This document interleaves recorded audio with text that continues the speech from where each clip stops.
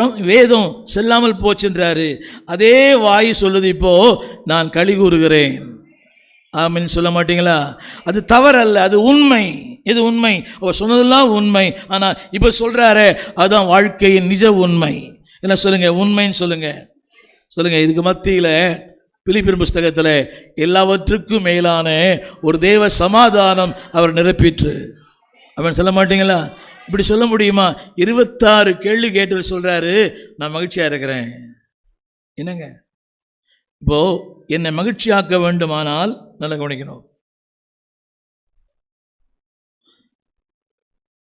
அவருக்கு தெரியும் இதை கொடுத்தா தான் மகிழ்ச்சியா இருப்பான்னு.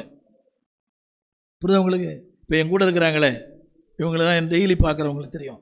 பாஸ்டருக்கு இது மகிழ்ச்சி இல்லை, இது மகிழ்ச்சி இல்லை, இது மகிழ்ச்சி இல்லை, இது மகிழ்ச்சி இல்லை. தெய்வ கிருபையில் சொல்கிறேன், உலகத்தின் பல நாடுகளில் போகும்போது they take me to the பெரிய பெரிய மாலுக்கு கூட்டின்னு போவாங்க. இந்த தடவை ஒருத்தர் கூட்டிகிட்டு போனார், மாலுக்கு கூட்டிகிட்டு போனாங்க. You do like this, you like this, you like திஸ்ன்னு. உங்களுக்கு தெரியாது, சும்மாவே போய் சும்மாவே வந்திருக்கிறேன். 2 காரியம் இருக்குது அதில். நம்ம டெஸ்ட் பண்ணுறான்றானா அது கூட தெரியாது. சொன்னவொன்னே ஆண் வாய் திறக்கிறான் பார்த்தியா, அள்ளி அள்ளி போட்டுக்கிறானே அப்படி கூட பார்ப்பான். கவனிங்க, நான் சொல்ல வந்த கருத்து தெரியுமா? I know the Lord knows my taste. Amen சொல்ல மாட்டீங்களா? ஆண்டவர் தான் என்னோடய டேஸ்ட் தெரியும். சத்தமாக சொல்லுங்கள், சத்தமாக. எங்கள் வீட்டு அம்மா கொஞ்சம் தெரியும், அவருக்கு அது பிடிக்கும், இது பிடிக்கும், இது பிடிக்காதுன்னு. ஆனால் என்னுடைய ஸ்பிரிச்சுவல் டேஸ்ட் அவருக்கு தான் தெரியும். எது கொடுத்தா என் பையனை சிறப்பாக இருப்பான்னு. அவர் சொல்லுகிறார் எல்லாவற்றுக்கும் மேலான ஒரு தேவ சமாதானத்தை தந்து அவர் வாயால் சொல்ல வச்சாரு நான் மகிழ்ச்சியாக இருக்கிறேன். எல்லாம் சொல்லுங்கள், மகிழ்ச்சியாக இருக்கிறேன்.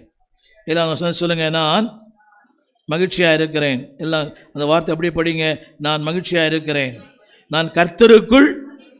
சத்தமாக சொல்லுங்கள். அது ஒரு வார்த்தை போடுறது, எல்லாரும் காது கொடுத்து கேட்கணும். மகிழ்ச்சி என்பது கர்த்தருக்கு வெளியே அல்ல, கர்த்தருக்குள்ளதான். என்ன சொல்றேன்?